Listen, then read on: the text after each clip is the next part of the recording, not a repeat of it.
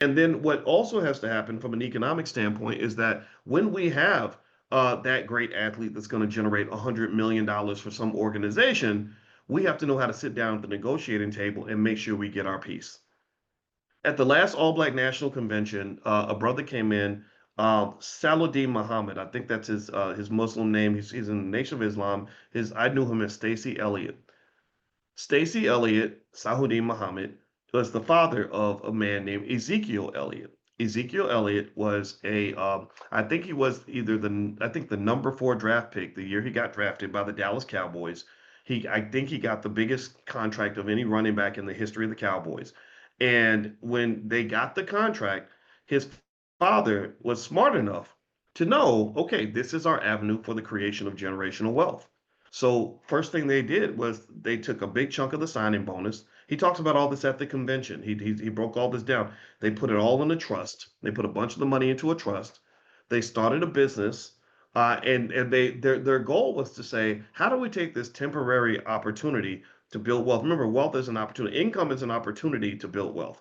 The word poor stands for what? What does poor stand for? Put it in the chat. Poor stands for passing over opportunities repeatedly.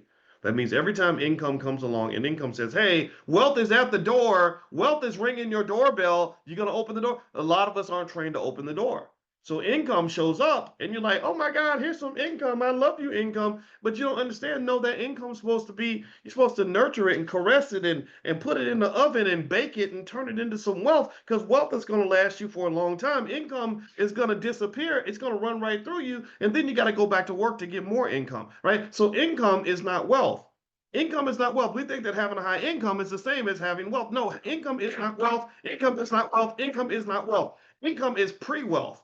Income is what wealth looks like before it gets managed properly and turned into something better. Do you understand? Income is the cookie dough. Wealth is the hot, fresh, warm baked cookies that come out the oven that you get to eat that taste all moist in your mouth. That's what I want you to understand. So he understood the assignment. The assignment that he had as the father and the head of the household. Because when his son went to the NFL, he spoke very openly. He said, "Yeah, they thought that he would have a single mother with him on the red carpet." He said, "No, he got his big 6'4", 250-pound daddy right next to him. I invested in this asset long before you did, so the family is going to benefit before anybody else."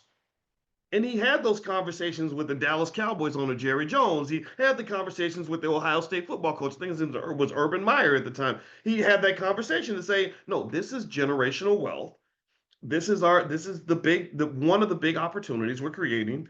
And we're going to make sure that this thing lasts so that the great grandkids get the benefit of what is happening right now in the year 2014. See, if you get that big opportunity in 2025, somebody in the year 2125 should be living good because of what happened to you in 2025. But if all you see is the income and you don't see the wealth, you don't embrace investing, you don't embrace ownership, you don't embrace acquisition of real estate, you don't embrace entrepreneurship, then what's going to happen is that it's just going to be a great story that somebody gets to tell. And then someone's going to say, well, what happened to all that money? I don't know. It disappeared. He spent it on women and liquor and strip clubs and new clothes. And they were driving. Ooh, look at those old pictures. Great granddaddy, they was driving Mercedes and wearing Gucci and going to see Jake the jeweler and wearing $10,000, $20,000 watches. But I'm working at Arby's. I'm working at Arby's trying to get through school. Why are you working at Arby's? You should have $1 million in your trust fund